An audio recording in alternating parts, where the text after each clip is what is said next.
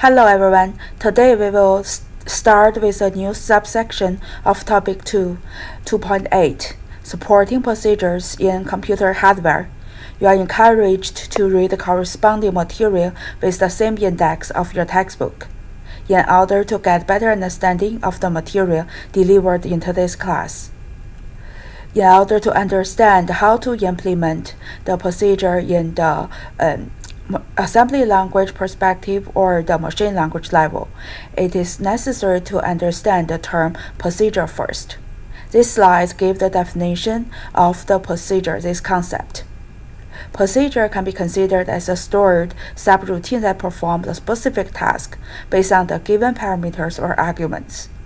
And procedure can be considered as a tool that programmers can use in order to optimize the structure of the programs. And I would like to use an example to implement or help you to understand what a procedure means. For example, I have a sequence of numbers 4, 3, 1, 2. I try to order this sequence number from the smallest value to the highest value.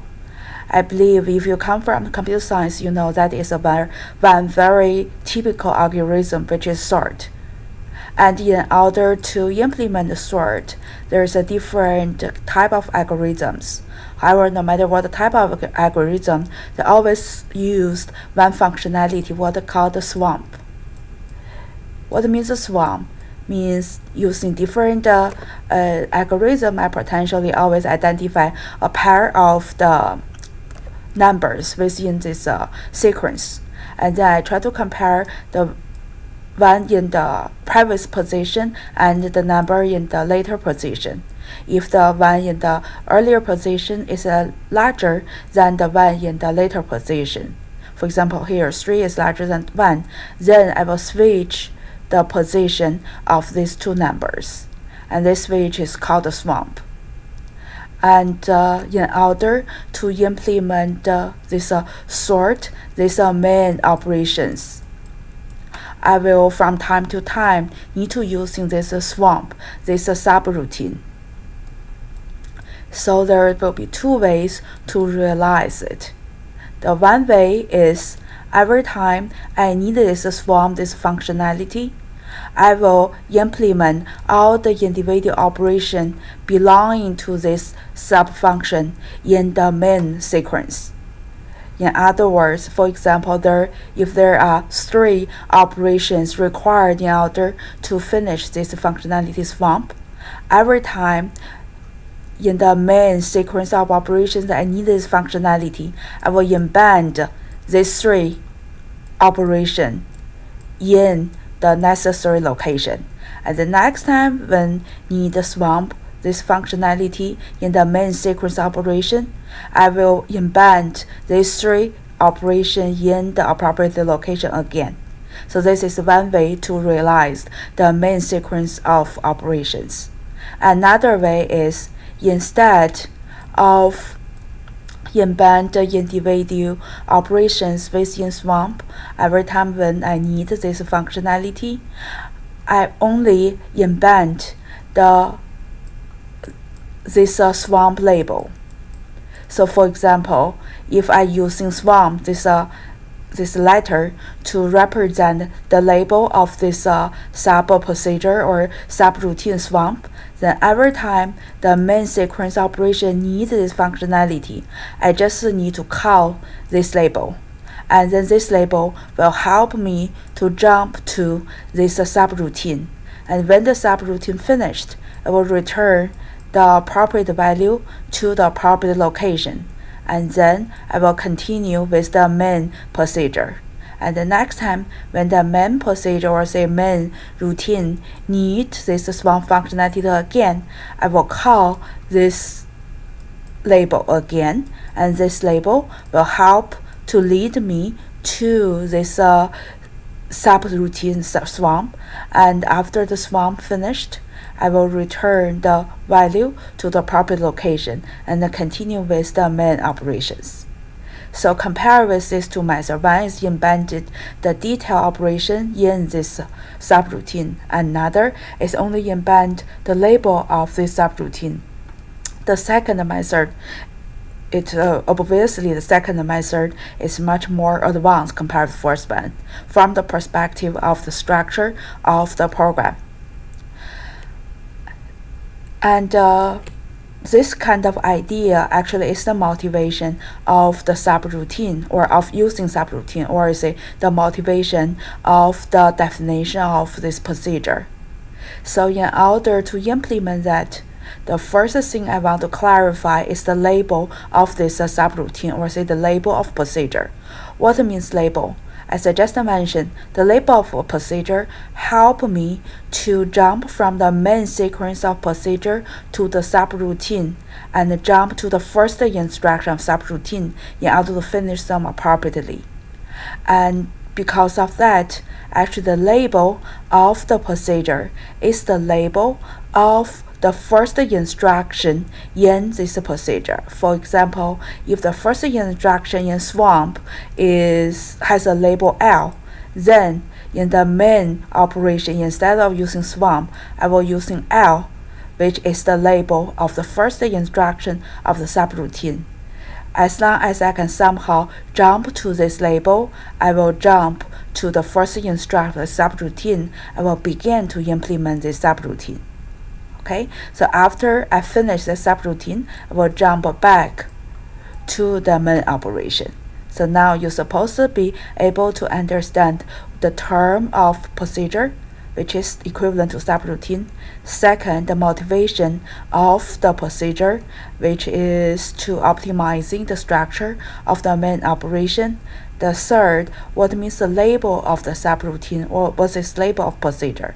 Label of procedure actually is the label of the instructions which is the beginning of the procedure. Okay, so now after you're clear about that, let's try to understand how I can implement the operation of jump from the main operation to the sub-procedure, or say to the procedure. Let me just leave it. Okay, so I just say, so after I understand what means procedure, what means the label of procedure, and what is motivation of procedure, now I try to understand how I can jump from the main procedure to the sub-procedure. In other words, from the main routine to the subroutine. Okay, so as I said, in order to jump from main routine to subroutine, or say main operation to the sub-procedure, I need to using the label of this procedure, which is the label of the first instruction. Then I also need identify a certain operation, and this operation supposed to be a control transfer operation. What means control transfer operation? Means I can transfer the control from this main procedure to the sub-procedure. And then after doing that, I have to be able to make sure when the procedure finished, I can jump back to the appropriate location. So in other words, I need to define an operation here. This operation help me to transfer the control from main to sub-procedure, and after sub-procedure finish, I need to be able to jump back to appropriate place. And the operation defined for this kind of functionality is called a jump and the link. So the assembly language representation is jump and link, this operation, followed by the label, which is the label of the procedure. So jump and link with label help me to transfer the control from the main procedure to the sub-procedure, and link back from the sub-procedure to the proper place in the main procedure. Okay, that is why they call it jump and the link. So I think these slides help you to give a more format representation, or better representation as what I show here. So the operation we kind of new to us is a jump and the link, and then followed by the label of the procedure. And I said from the name, it can be jump and also link. So how I just say the link is a link the end of the sub procedure to the proper place in the main procedure. So what is the proper place? So let's try to explain that from the memory address of this sequence of instructions.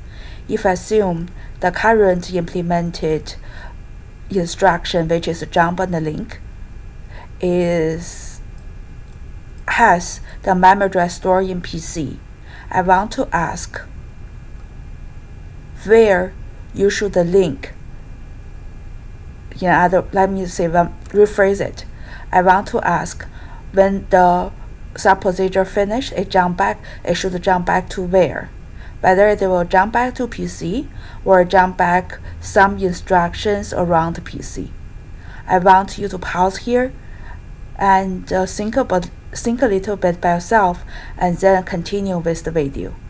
What I want to say is it is a jump back or link back to the location PC plus 4 in the main operation. So basically, say one more time, if jump and link has the memory address currently stored in PC, then after the sub procedure finished, it will link back to the position of PC plus 4 in the main operation. And we can see this jump and link has to realize this functionality. Jump from here to here and link back to the location with memory address of PC plus 4. But if you look at this assembly language, you will find there's no specific location to make you be able to identify this return address or say store this return address in advance. What it means in advance means before the jump, right? Because before you jump, you have to store this value in order to make you can link back. So what I can do? I want you to think a little bit and continue with the video. Let me repeat my question again. How you can or where you can store this return address according to this representation of jump and link in order to make sure after the sub procedure finishes, it can jump back to the proper place, which is PC plus 4. Again, because if you observe this assembly language, there is no specific place you can store this information. Therefore, I will use or leverage one specific general purpose register which is called return address. This general purpose register is one of the 32 general purpose register with index of 31. So this general purpose register only used to store the return address when you try to implement jump and link. In other words, when you implement the jump and link, the system will automatically store the value of PC plus 4 into the general purpose register return address in order to prepare for the future link back. So these slides actually present appropriately. You can see I try to do the jump and link, and the value is stored is general purpose register return address. So now it will be another question. So when you try to call this jump and link, they will jump from the main procedure to the sub procedure, and then after it complete the last instruction in the sub procedure and need to jump back. You need one specific operation to realize the jump back, right? So here I just say from here to here is a jump and the link, and then followed by the label, and then here you need another instruction in order to help you to ensure to return or jump and return back to the main procedure and exactly return to the proper place. And in order to realize this functionality, we need to introduce another operation called jump and return. From name, you can see it's realize jump and return to the proper place. And again, I need to identify exactly where I need to jump and return to. Therefore, jump and return this operation followed by the return address general purpose register. So from here you can see the bit jump and the return to the place stored in the general purpose register RA, which is actually RA. Sorry, using pen is a little bit difficult to write in a neat way. Jump and return is equal to PC platform. Okay, so now let me see one more time. When the main procedure needs some subfunction, we'll use over again. Instead of impend the individual operation of the subfunction, I only need to impend the label of the subfunction, or we call subprocedure. And the label is the label of the first instruction of the subprocedure. And in order to jump from the main procedure to the subprocedure, I will using jump and link. And then the representation will be jump and link followed by the label of the procedure. And what I really implement by calling this is jump from the main procedure to the subprocedure and link the return address with the return address general purpose register, whose index is 31. And then after I implement the whole or the individual operation in the subprocedure, I need to jump back to the appropriate place. The appropriate place already indicated by the return address register, and the operation to achieve this functionality is jump and return JR. So the standard representation of JR, this operation will be JR followed by the return address general purpose register. Okay, so here actually is identify jump and link, jump and return. The pair of this realize the procedure call, right? Basically call from the main procedure to the subprocedure and return back to the proper place. So now, and here explain exactly when you call jump and link, what is the system try to do, right? Store RA with the value PC plus 4. Now I want you to think a little bit, what kind of functionality, if I convert this assembly long jump and link, what kind of format I need to use from the perspective of machine language. So basically here, I want you to pause here a little bit, try to think about it. Whether the R format or I format is good enough for you to realize the machine language of this jump and link. The answer is no, because here you can see jump and link, this is one operation, so that means the representation from perceptual machine language need a specific segment to store this operation. The second procedure address, or say procedure label, that is a number, right? So basically I need another segment in that representation or in that format having the specific segment to store this number. So basically I need one segment for operation, one segment with the number. That's good enough. To realize that besides using I format or R format, which we have learned, I'm using J format. J format is very simple. Basically only have operation code segment, which has 6 bits, and all the other left bits will used to contain one relatively large constant numbers. And for here, we can see we are using 3, which is a operation code for jump and link, and I will store the corresponding memory address of this subprocedure in this segment. Okay, so next, how to represent jump and return followed by RA. So here actually I already represent here. I will try to explain why. You can see here I need at least 2 segments. One segment is operation, or jump and return. Second segment is this general purpose register RA. So here it's a little bit different from what we had learned before. Actually here what they try to represent this is R format. if you recall our format, the first segment operation code always 0. The last segment function code is the index correspond to the operation. Here, operation jump and return, the index is 8, so I filled 8 here. Again, this segment occupied 6-bit. And then now I only have one source operand. So I will put the source operand RA into RI segment. So all the other leave it blank. In other words, all of them, the left segments only have the value of 0.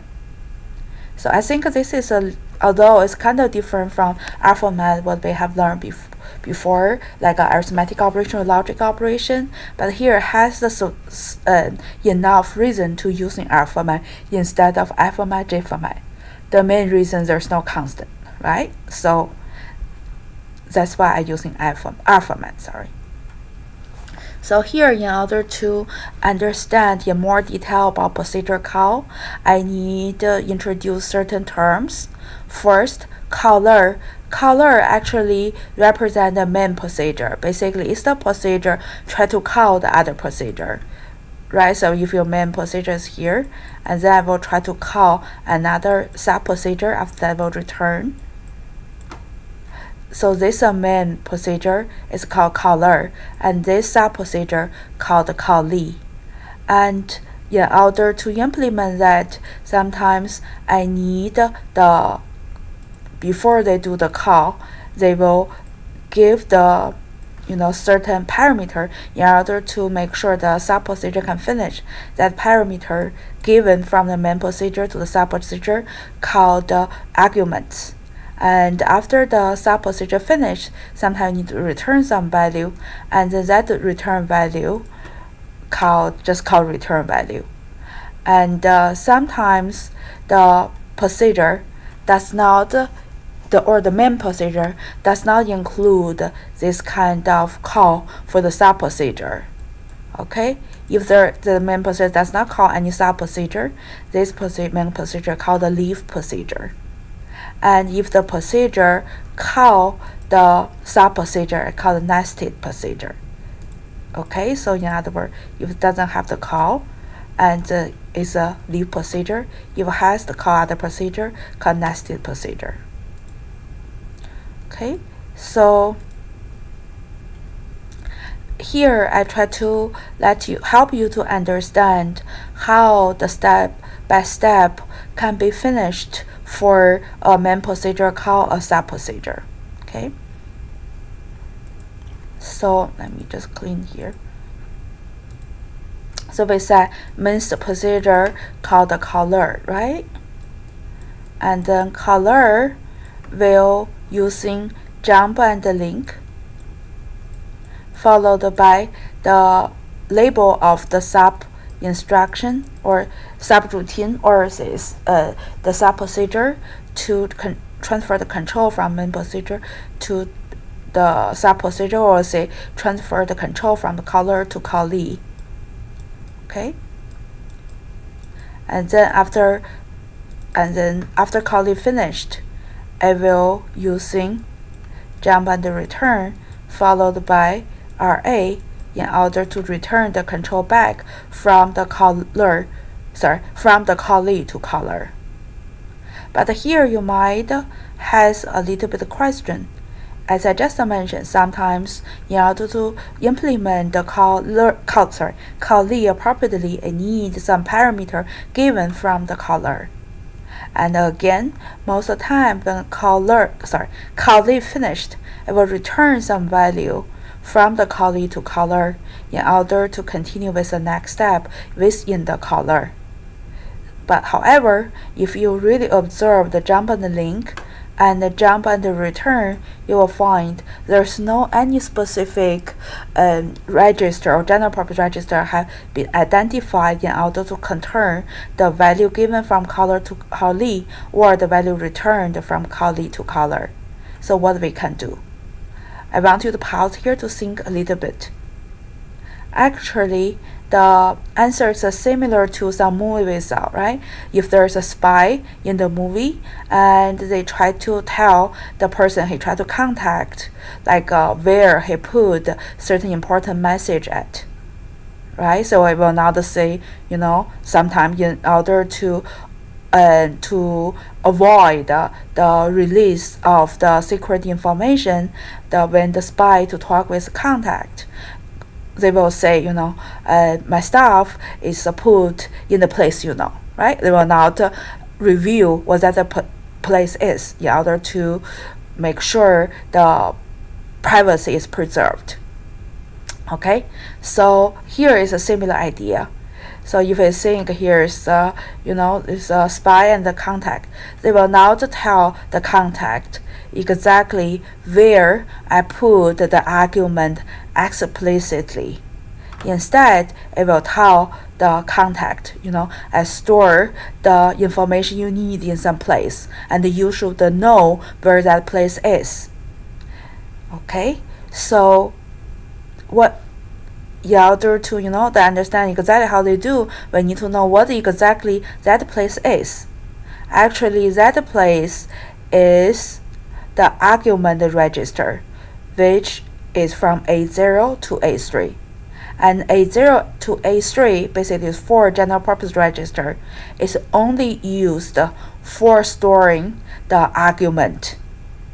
In other words, when the caller implement jumped link followed by the label of the callee, they will automatically store all the necessary arguments in the argument register A0 to A3. And this place is unknown by both caller and callee. Therefore, when the control transfer from caller to callee, before you implement any instructions facing callee, the first functionality or action the callee will do is try to access to this 4 argument register to grab whatever data stored there. And that data basically is the argument sent from the caller. Okay, say one more time. When there is a parameter need to transfer from caller to callee, instead of carry those information with some register within the the instruction jump and link, instead of doing that, what they do is caller will store those arguments in A0 to A3, which are also known by callee. And then, after they transfer the control from caller to callee, before you implement any detailed operation, the first thing callee will do is go to this common place to grab whatever argument stored there. And then, after the argument returned to callee, they'll begin with this individual operation. Okay. Similarly, when callee finishes operation, it need to return the control from callee to caller, and as I say many times, there is some return value need to return from callee to caller. So similar to the argument, there is no specific general purpose register identified within jump to return this instruction in order to carry those return value. Instead, the callee now is a spy and the caller now is a contact. The spy will call the contact and tell them, okay, I put the message, which is very secret, to the place we both know. Okay? And then after they tell that, they will return the control back.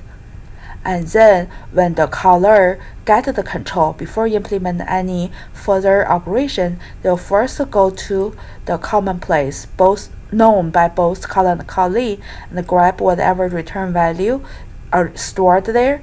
And after that, they will continue with the next operation. And this common place, which are known by caller and callee, are called the return register. And they are also considered as general purpose register, and the representations V0 and V1, which as shown here. Okay, so after the after the caller grab those return value, the control will successfully return from callee to caller. Okay. So today we kind of introduce a lot of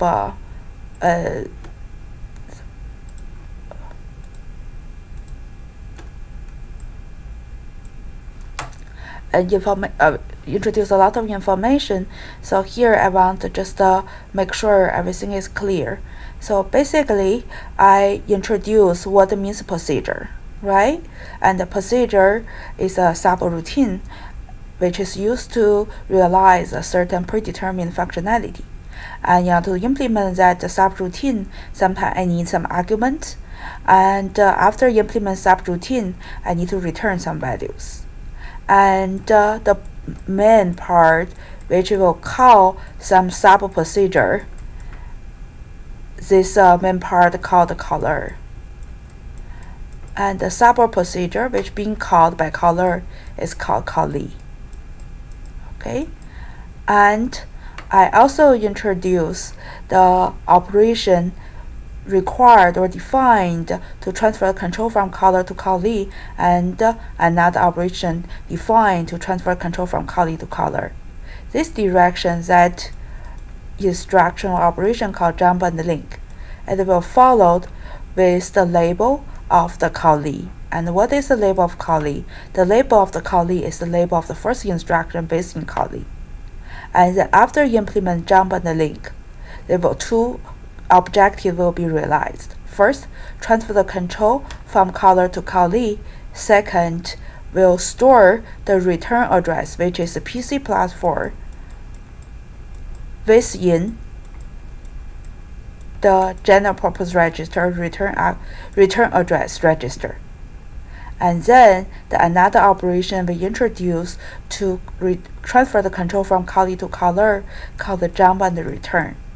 Jump and return will followed by the general purpose register or properly indicate the appropriate return address, which is called the return address register. So these two operations together will finish the calling from the caller to callee. And then also another thing is, in order to transfer the argument from the caller to callee, instead of using specific general purpose register which are indicated by jump and link, I will store those data from within the general purpose register, which are not carried by the operation jump and link, which called the argument register A0 and A3. In other words, before the caller transfer the control, they will first store all the potential arguments necessary into the general purpose register A0 and A3. And then the caller will call this instruction jump and link, and then jump to the callee. After callee finished, before they return this control, they store all the potential return value into another two general purpose register called the return value register V0 and V1. And then this location is also well known by both callee and caller. And after this callee store all the return value into these two general purpose register, they will call jump and return, followed by the return address register, and then return the control back to the caller.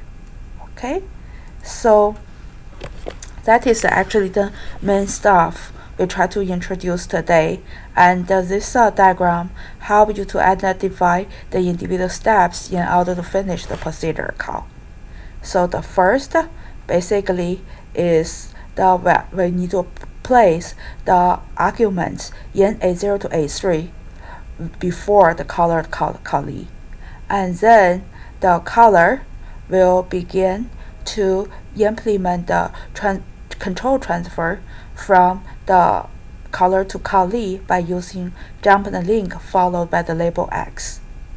After that, the callee will request the necessary storage in order to finish the individual operation based in callee. And before implement those operations, they will try to go to the place A0 to A3 to grab those arguments, and then they will perform the procedures operation. After finished, they will store all the return value in the return value register V0 and V1. After doing that, they will return the control from the callee to caller. And after the caller gets the control back, they will go to V0 and V1 to grab the necessary return value. So I think let's stop here. And today's material is a little bit less, but I believe this kind of complex concept is worth some longer time compared with the delivery of other material. So I hope you can go through the step-by-step of the procedure call and try to understand better about the jump and return jump link in order to prepare for our next class. And our next class will be held appropriately in the physical location, which is our original regular classroom. Oh, one more thing I want to mention is you also need to understand the machine language representation of jump and link and jump and return, right? And jump and return is using R format, jump and link using J format. Okay, that's it. Thank you.